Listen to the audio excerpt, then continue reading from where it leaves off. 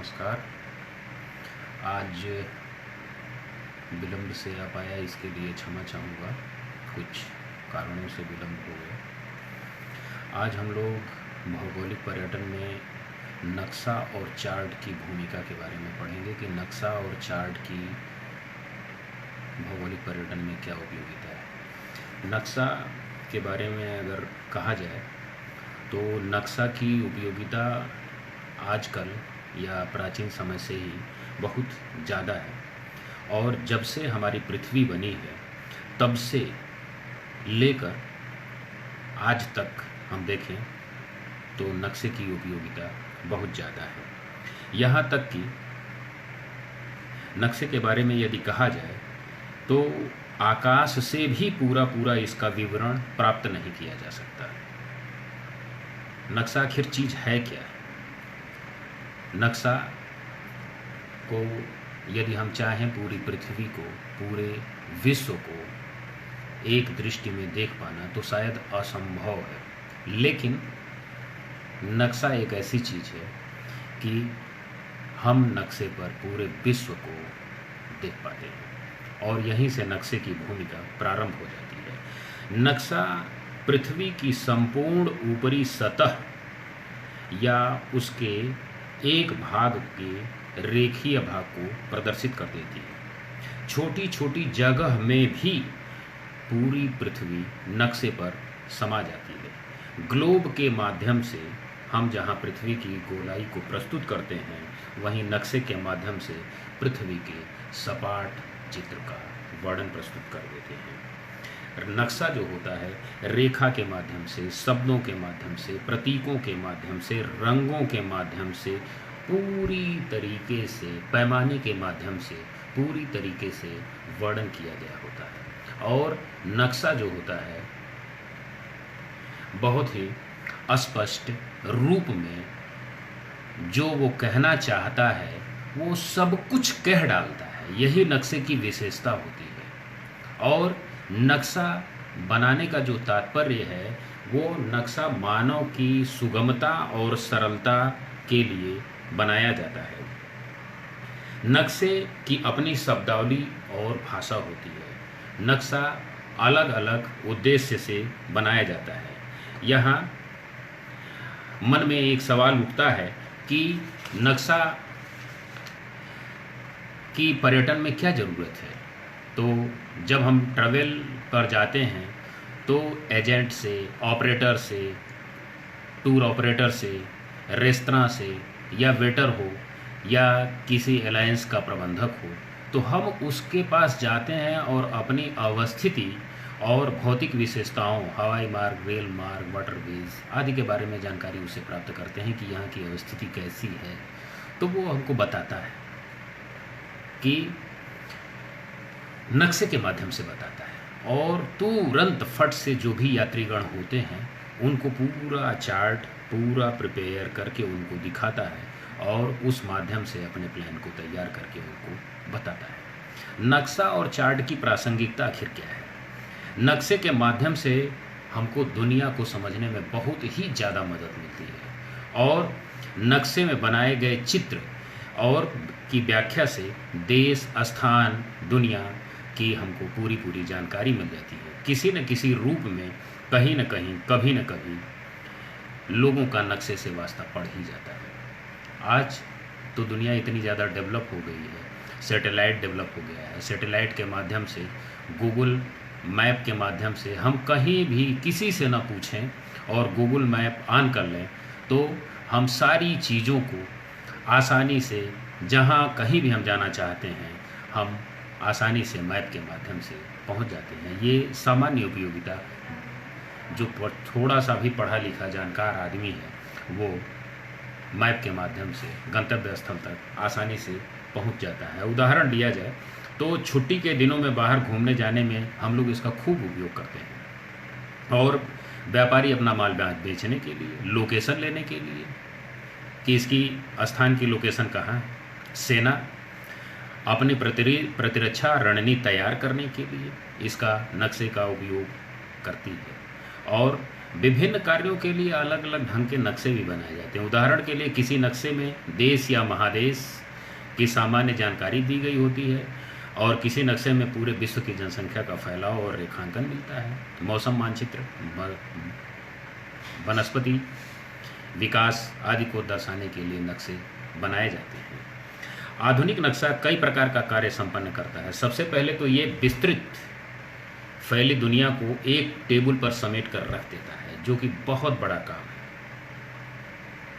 हम अपने टेबल पर, नक्शे पर पूरी दुनिया को बहुत ही आसानी से देख सकते हैं, पढ़ सकते हैं, एहसास कर सकते हैं। दूसरे, यह सूचना के संग्रहण का एक सकुशल तरीका है। इससे हम अपनी सूचनाएं, जो कि यदि हम लिखने बैठ जाएं, पढ़ने बैठ जाएं, तो सूचना का एक अंबार खड़ा हो जाएगा। लेकिन मैप एक ऐसी चीज़ है कि बहुत ही आसानी से रेखांकन करके हम सारी सूचनाओं को मैप पर एकत्रित कर लेते हैं और बहुत ही आसानी से मैप ड्रा करके चीज़ों को याद कर ले जाते हैं। तो सूचना संग्रहण करने का भी एक बहुत ही शानदार तरीका है।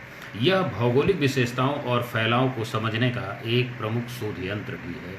इसके बिना आज इसे समझना बहुत ही असंभव है। नक्शा कहा जाए तो एक संचार का माध्यम है जिसके बगैर दुनिया में विकास संभव नहीं है। चार्ट या आरेख, नक्शा अलग चीज़ है और चार्ट अलग चीज़ है। चार्ट, जिसे आरेख में चित्रों और रेखाओं के माध्यम से किसी विषयों, घटकों का तुलनात्मक अध्ययन करते हैं। रेखा हमको बताती है, छोटी रेखा है या बड़ी रेखा है, तो वो बताती है कि किस साल फसल का उत्पादन कम हुआ है, किस साल फसल का, यदि ज़्यादा रेखा बड़ी हो गई तो ये बताता है कि इस साल फसल का उत्पादन बहुत ज़्यादा हुआ है। जनसंख्या का आंकड़ा होगा तो यदि रेखा छोटी है और दूसरे साल रेखा बड़ी हो जाएगी तो ये बताएगा कि जनसंख्या यहाँ पर कम है, यहाँ पर ज़्यादा है। लाइफ एंड डेथ का होगा तो जिस साल जन्म दर कम रहेगी उस साल रेखा छोटी रहेगी, जिस साल जन्म दर ज़्यादा रहेगी उस साल रेखा बड़ी हो जाएगी। तो रेखा चार्ट के माध्यम, चार्ट का ये काम है, रेखाओं का प्रदर्शन, और रेखाओं के प्रदर्शन से हम आसानी से जो है चीज़ों को समझ सकते हैं और हम अपनी बात को कह सकते हैं। पर्यटन में चार्ट के उपयोग के कई तरीके हैं और कई उद्देश्यों की पूर्ति की जाती है। पहला क्या है कि किसी स्थान पर होने वाली वर्षा और तापक्रम का मासिक, अर्धमासिक और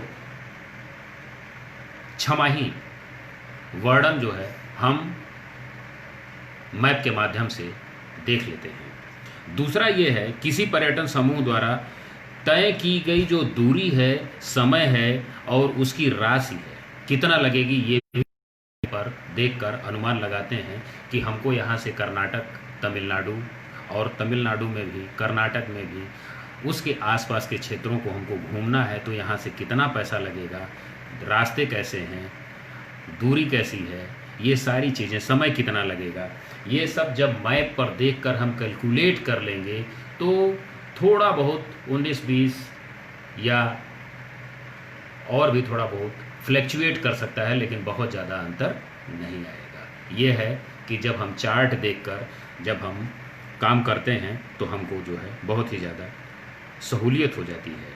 किसी वर्ष के किसी विशेष समय में कुल यातायाती और विदेशी पर्यटक और देसी पर्यटक कितने आते हैं, ये भी अगर हम देख के आंकड़ा लगाएंगे चार्ट के माध्यम से, तब भी हमको यात्रा करने में बड़ी सहूलियत हो जाएगी। सहूलियत ये हो जाएगी कि जो टूरिस्ट सेंटर, टूरिस्ट प्लेसेस हैं, ऐसी जगहों पर जब पर्यटन का प्रवास होता है, जब पर्यटन का मौसम रहता है तो इतना ज़्यादा भीड़ हो जाती है कि हमको 6 महीना पहले भी बुकिंग कराने पर जो है कमरा मिल जाएगा, अन्यथा हमको बहुत ही ज़्यादा समस्या का सामना करना पड़ेगा। अब हम आते हैं नक्शे के इतिहास के बारे में। नक्शे का इतिहास उतना ही पुराना है जितना कि मानव पुराना है। जब से इस मानव ने इस पृथ्वी पर कदम रखा है तब से वो कुछ न कुछ करता चला आया है। नक्शा एक तरीके से कहा जाए तो मनुष्य के जीवन जीने का ढंग और परंपरा है। ये मनुष्य के जीवन की परंपराओं को, गतिविधियों को, कला को, संस्कृति को, बदलते दृष्टिकोण को, मनोरंजन को नक्शा दिखाता है।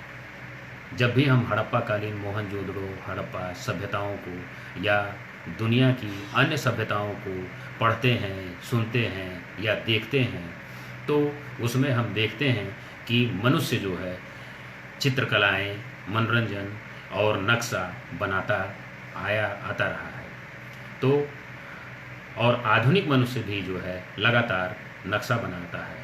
तो इस आधार पर हम कह सकते हैं कि मनुष्य और नक्शा दोनों उसके जीवन के अभिन्न अंग हैं, जिसके बगैर कह लिया जाए कि जीवन संभव नहीं है। क्यों? क्योंकि मनुष्य एक प्रगतिशील प्राणी है और प्रगति के लिए जो है वो अपने विकास के जो मार्ग उसने, जो पैमाने उसने जो तय किए, वो उसमें नक्शे की एक अहम भूमिका है। और उससे ये पता चलता है कि जिस समाज का पूर्व, पश्चिम, उत्तर, दक्षिण के समाज के मानव का दृष्टिकोण कैसा था, हम नक्शा अगर देख लेंगे, जान लेंगे, तो हम पता कर पाएंगे कि ये मानव के दृष्टिकोण कैसा था।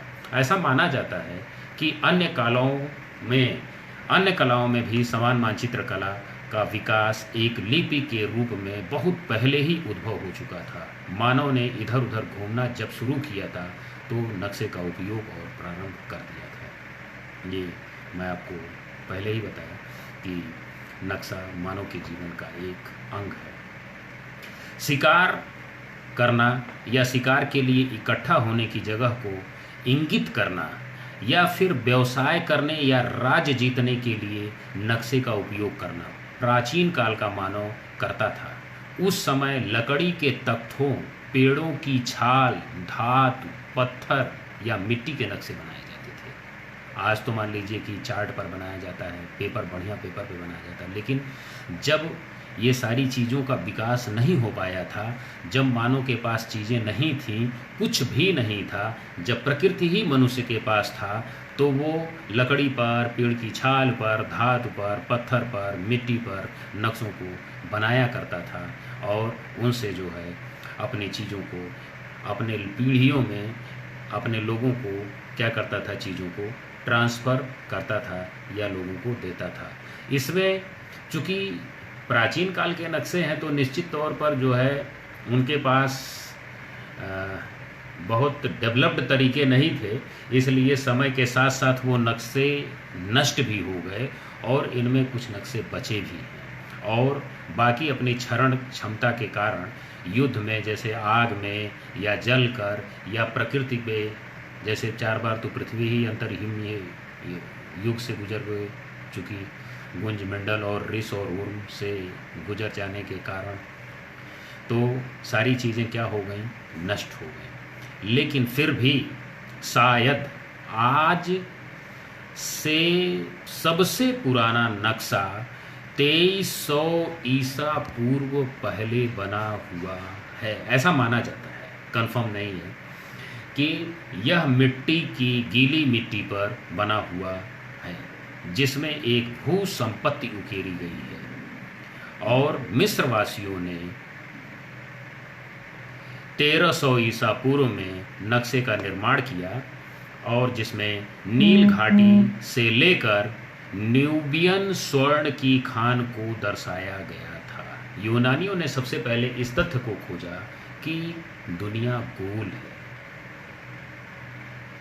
और उन्होंने सबसे पहले पृथ्वी की डिजाइन बनाने पर कार्य किया, अक्षांश और देशांतर को दर्शाया। इसके बाद रोम वासियों का स्थान आता है जिन्होंने सड़क के मानचित्र, सड़क के नक्शे को बनाया और दर्शाया। मानचित्र बनाना भी मनुष्य के विकास का एक कारक है। ये दर्शाता है कि मनुष्य जैसा वहाँ का समाज कितना विकसित है। भूगोल को विज्ञान के रूप में विकसित करने का जो श्रेय जाता है मिस्र के विद्वान टालेमी का है, जो उन्होंने अपनी पुस्तक जियोग्राफिका में विश्व का मानचित्र सम्मिलित किया और नक्शा बनाने की विधि बताई तथा एशिया, अफ्रीका, यूरोप जैसे 26 वर्गीय नक्शों को बनाकर सबसे पहले विश्व पटल पर प्रस्तुत किया।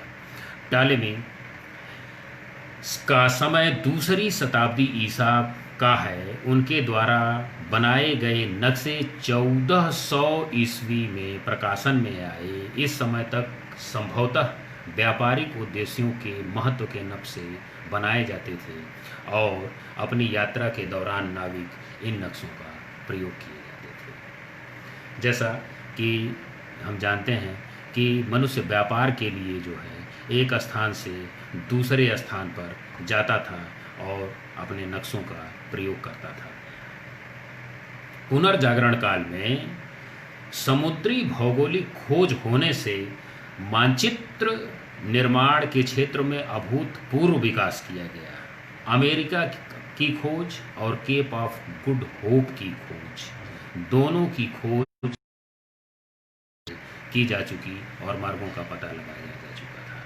भारत में भी प्राचीन काल से ही किसी न किसी रूप में नक्शे का उपयोग होता रहा है। साल्वसूत्र नामक ग्रंथ और कौटिल्य की अर्थशास्त्र नामक ग्रंथ से पता चलता है कि भारत में सर्वेक्षण की तकनीक की माप तौल का उल्लेख लगातार मिलता आया है और ये पुस्तकें ये बताती हैं कि भारत में भी बहुत ही उच्च तकनीकी डेवलप थी। आर्यभट्ट के सूर्य सिद्धांत में पृथ्वी की गोलाई का जिक्र मिलता है और ये बताता है कि भारत में विज्ञान कितना आगे था। भारत में आने वाले चीनी यात्रियों ने भी भारतीय भूगोल के विकास में बहुत ही जबरदस्त योगदान दिया। मध्यकाल में शेरशाह सूरी, राजा टोडरमल ने नियमित भू सर्वेक्षण करवाया और व्यवस्थाओं पर राजस्व के मानचित्र का निर्माण कराया। ईस्ट इंडिया कंपनी ने भी अपने अधिकार क्षेत्र में भौगोलिक सर्वेक्षण के लिए 1769 ईस्वी में भारतीय सर्वेक्षण की स्थापना की। 1769 ईस्वी में इससे भारत में विधिवत मानचित्र निर्माण की आधारशिला, मतलब कह सकते हैं आधुनिक मानचित्र के निर्माण की आधारशिला जो रखी गई वो 1769 ईस्वी में ईस्ट इंडिया कंपनी के भौगोलिक सर्वेक्षण द्वारा रखी गई। 19वीं शताब्दी के अंत तक पूरे देश का नक्शा बना लिया गया।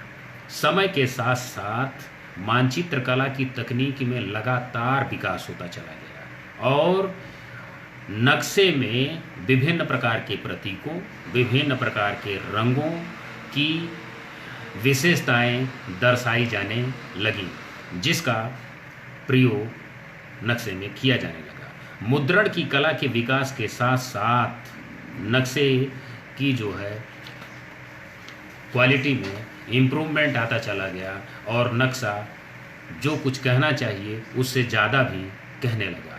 नक्शे के प्रकार पर आ जाते हैं। सामान्य संदर्भ के नक्शे और विशेष प्रकार के नक्शे, दो प्रकार के नक्शे। सामान्य संदर्भ के नक्शे जो होते हैं वो हमें महादेशों, देशों, नदियों, नगरों या अन्य विशेषताओं की सामान्य जानकारी देते हैं। इस सामान्य जानकारी का उपयोग विद्यार्थी करते हैं और इस प्रकार की पुस्तक को एटलस कहते हैं। एटलस विश्व, महादेश और चुनिंदा देशों के नक्शों का संग्रह होता है। इसमें संपूर्ण विश्व या विशेष क्षेत्रों की जानकारियाँ दी जाती हैं।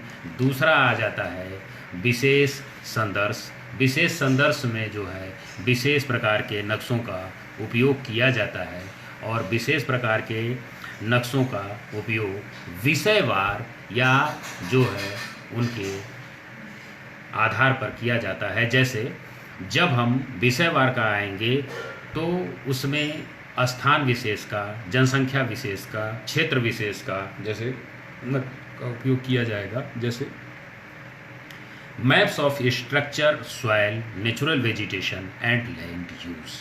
तो स्ट्रक्चर के बारे में, सॉइल के बारे में, कि पूरी दुनिया की मृदा कैसी है। अगर हम सॉइल का मैप देख लेंगे तो हम ये जानकारी प्राप्त कर लेंगे कि 0 डिग्री से लेकर 90 डिग्री उत्तरी गोलार्ध और 0 डिग्री से लेकर 90 डिग्री दक्षिणी गोलार्ध में किस प्रकार की मिट्टी पाई जाती है, तो हम नक्शे के आधार पर जानकारी प्राप्त कर लेंगे। और जब हमको मिट्टी के बारे में पता लग जाएगा तो उसी के आधार पर नेचुरल वेजिटेशन, प्राकृतिक वनस्पति का जो नक्शा होगा, विशेष प्रकार का नक्शा, तो मिट्टी के आधार पर हम देख लेंगे कि कहाँ पर किस प्रकार की वनस्पति पाई जाएगी। सदाबहार वनस्पति पाई जा रही है, कोनीफर पाई जा रही है, या बर्फ़ के रेगिस्तान हैं, या जो है मरुस्थल हैं, या किस प्रकार के हैं, तो ये हम नक्शा देखकर प्राप्त कर लेंगे। लैंड का यूज़, भूमि का उपयोग, तो नक्शा देखकर हम ये भी पता कर सकते हैं, विशेष प्रकार का नक्शा, कि पूरी दुनिया में भूमि का उपयोग किस प्रकार किया जा रहा है। टेम्परेचर एंड रेनफॉल, जब हम टेम्परेचर और रेनफॉल का नक्शा देखेंगे जो विशेष प्रकार का होगा, तो भारत का नक्शा हो या पूरे विश्व का नक्शा हो, तो तापमान जब देखेंगे तो तापमान देखने पर हम कंपेयर भी कर सकते हैं और देखकर पता लग सकता है कि किस अक्षांश पर तापमान की क्या दशा है और प्रेशर, वायु दाब क्या है। जैसे टीवी में हम लोग समाचार में लास्ट में देखते ही हैं और लास्ट में बताता है कि यहाँ पर पूरे भारत में जो है तापमान और दाब की क्या स्थिति है। रेनफॉल एंड क्लाइमेटिक मैप, तो रेनफॉल की स्थिति जब हम वर्षा के बारे में देखते हैं तो फिर वही कि पूरी दुनिया में या तो चाहें या भारत में चाहें तो वर्षा ऋतु और क्लाइमेटिक रीजन के बारे में हम पता कर सकते हैं। Agriculture, cereals and non cereals, agriculture के नक्शे जो होते हैं, जो सीरियल्स मोटे अनाज और नॉन सीरियल्स जैसे वीट, मेज एंड राइस, ज्वार, बाजरा, रागी, मेज़, बार्ली, तो भारत में भी आप पता लगाना चाहेंगे तो नक्शा देख लेंगे तो ये पता कर पाएंगे कि किस स्थान पर कितना उत्पादन हो रहा है, या घटा है या बढ़ा है। नॉन सीरियल्स में जब आएंगे, groundnut and seed oils, तो sugarcane, coconut, cotton, jute, tea, coffee and tobacco, ये सारी चीज़ें हम नक्शे के देखकर पता कर सकते हैं। नेक्स्ट नक्शा जो geology and minerals, irrigation, power and industries, population, literacy and, तो पॉपुलेशन का नक्शा जब हम देखेंगे तब हम पता कर पाएंगे कहाँ जन्म दर ज़्यादा है, कहाँ मृत्यु दर ज़्यादा है, कहाँ पर जो है जनसंख्या ज़्यादा है, कहाँ पर जो है आज भी पूरी दुनिया में जनसंख्या जो है जितना जन्म हो रही है उतना मृत्यु हो जा रही है। हाईवेज, वाटरवेज, रोडवेज का अलग अलग नक्शा बनता है। अब बात आ जाती है राजनैतिक नक्शा। इस प्रकार के नक्शे राजनैतिक सीमाओं, देशों के आनुपातिक आकार, व्यवस्था आदि की सूचनाएं हमको राजनैतिक नक्शे से मिलती है। इन नक्शों पर आमतौर पर रंगों का प्रयोग बहुत ही अधिक किया जाता है। राजनैतिक सीमाएं जो होती हैं वो रंगों के आधार पर दर्शाई जाती हैं। जब आप कोई भी नक्शा उठाएंगे और उसमें जब बॉर्डर लाइन को देखेंगे तो निश्चित तौर पर रंगों का डिफरेंस आपको मिलेगा, और जो रंग होती हैं राजनीतिक सीमाओं को प्रतिबंधित करती हैं। और नक्शे की विशेषता ये होती है कि वो अंतर्राष्ट्रीय और राज्य की सीमाएं, मुख्य नदियों, झीलों, समुद्रों, राजधानियों, प्रमुख को बिंदुओं के द्वारा या रंगों के द्वारा व्यापारिक केंद्रों को, प्रशासनिक सेवाओं को, सीमाओं को और मुख्यालयों को विशेष रूप से हाईलाइट करके दर्शाया जाता है, जिससे हम आसानी से उसको जो है पढ़ ले जाते हैं और समझ ले जाते हैं कि नक्शा क्या कहना चाहता है। भौगोलिक नक्शा, भौगोलिक नक्शे में पृथ्वी की भौगोलिक दशाओं को दर्शाया जाता है। ये भी विभिन्न प्रकार के रंगों से हम इसको प्रदर्शित करते हैं। आमतौर पर ऊंचे स्थानों को गहरे रंग से और निचले स्थानों को हल्के रंग से रंगा जाता है, जिससे कि स्थानों को समझने में बहुत ही आसानी हो जाए। जब हम जलीय प्रदेशों को इंगित करते हैं तो छिछले जो भाग होते हैं, छिछले जल स्तर जो होते हैं, उनको हल्के नीले रंग से और जो बहुत ही गहरे होते हैं उनको गहरे नीले रंग से दर्शाया जाता है, जिससे हम नक्शा देखकर ही ये पता कर पाते हैं कि कहाँ पर जल बहुत गहरा है और कहाँ पर जल कम है या जल स्तर का लेवल कम है। उसके आधार पर हम जो है ये समझ पाते हैं कि पानी की या जल की स्थिति क्या है। नक्शे के माध्यम से स्थल की भू आकृति जैसे पहाड़, पहाड़ी, मुख्यतया नदियों, पर्वत चोटियों को भी प्रदर्शित किया जाता है। पर्यटक नक्शा निश्चित रूप से आपके लिए जो है पर्यटक नक्शे का विशेष महत्व है, इसलिए क्योंकि नक्शे में पर्यटन से संबंधित जैसे स्मारक, धार्मिक स्थल, पहाड़ी स्थल, वन्य अभ्यारण्य, उद्यान, अन्य पर्यटकों को दर्शाया जाता है और इन्हीं के माध्यम से हम जो है अपने गंतव्य स्थल तक नक्शे को देखकर पहुंचते हैं। जब कभी भी हम टूर पैकेज पर जाते हैं तो जो टूर ऑपरेटर होता है हमको फट से नक्शा दिखाता है और वो नक्शे पर तुरंत बताता है कि इस रूट पर ये अभ्यारण्य है, ये धार्मिक स्थान है, ये सांस्कृतिक स्थान है, ये पहाड़ी है, ये झरना है। ये सारी चीज़ों को बताते हुए, उल्लेख करते हुए हमको आगे बढ़ाता है और इसके माध्यम से हम पर्यटन को आकर्षित होते हैं और उसके टूर पैकेज को लेने में हमें सहूलियत मिलती है। अब सड़क का नक्शा और सड़क के नक्शे की उपयोगिता। सड़क का नक्शा पर्यटक के लिए सड़क के नक्शे की उपयोगिता बहुत ही ज़्यादा है, क्योंकि हम किसी भी सेंटर पर चले जाते हैं तो जो हमारा पर्यटन होता है वो सड़क के माध्यम से ही होता है और सड़कें यदि अच्छी होती हैं तो हमारा पर्यटक और पर्यटन जो होता है वो बहुत ही आसानी से हम सड़कों के माध्यम से पूरा कर लेते हैं और कहीं भी जो है हमें कहीं किसी प्रकार की दिक्कतों का सामना नहीं करना पड़ता है। यदि हम सड़कें यदि हमारी ख़राब रहेंगी तो निश्चित तौर पर जो है हमको बहुत दिक्कतों का सामना करना पड़ेगा और सड़क का जब नक्शा हमारे पास रहेगा या हमारे गाइड के पास रहेगा या हमारे टूर ऑपरेटर के पास रहेगा तो वो हमको बहुत ही आसानी से हमको हमारे गंतव्य स्थलों पर लेकर जाएगा। इन नक्शों में राज्य मार्गों पर स्थित पेट्रोल पंप, आवास, सराय, सहायता स्थल जैसे मान के चलिए पुलिस स्टेशन आदि की जानकारी बिल्कुल दी गई होती है और हम उसका उपयोग समय समय पर करते रहते हैं। रास्ते में जो है होटल, रेस्तरां, भोजनालय, ये सब भी रात्रि में कहाँ विश्राम करना है, ये सारी जो है टूर पैकिंग में या रास्ते पर ये सारी चीज़ें होती हैं, जहाँ पर हम आराम करते हुए, नाश्ता लेते हुए, पेट्रोल भराते हुए ये सारी चीज़ों का हम लुफ्त लेते हैं या आनंद लेते हैं और सड़क के नक्शे का उपयोग कर ले जाते हैं। रेलवे का नक्शा। किसी भी देश या समूह के लिए रेलवे के विस्तार की पूरी जानकारी मिल जाती है हमें रेलवे के नक्शे से। भारत में रेलवे का नक्शा आमतौर पर जो है वो विभिन्न भागों में लाइनों के प्रकार हैं। कैसी लाइन है? वो प्रत्येक लाइन की लंबाई, बड़ी लाइन, छोटी लाइन, विद्युत वाली लाइन, पेट्रोल वाली लाइन। तो जो विद्युत वाली ट्रेनें हैं वो एक तरफा भी चलती हैं, दो तरफा, सामान्यतः तो दो ही तरफा चलती हैं, दोनों तरफ आती जाती हैं। बड़े बड़े शहरों में तो दोनों तरफ चलती हैं। नक्शे की सहायता से किस स्थान तक जाने के लिए परिवहन सुविधा, किस प्रकार की परिवहन का सुविधा का प्रयोग करना है, तो निश्चित तौर पर हम इस चीज़ को देखेंगे और जानेंगे। वायु मार्ग का नक्शा। वायु मार्ग के नक्शे की सूचनाएं जो हैं वो प्रमुख अंतर्राष्ट्रीय हवाई अड्डे, सभी प्रकार के वायु मार्ग, रास्ते में पड़ने वाले हवाई अड्डे और विभिन्न प्रकार के बीच में वायु सेवाएं तत्काल उपलब्ध हो जाती हैं। ये रहा नक्शे की उपयोगिता और नक्शे के प्रकार। तो आज हम लोगों ने नक्शे के बारे में जाना और पढ़ा। कल फिर हम लोग मिलेंगे 2 बजे। तब तक के लिए नमस्कार।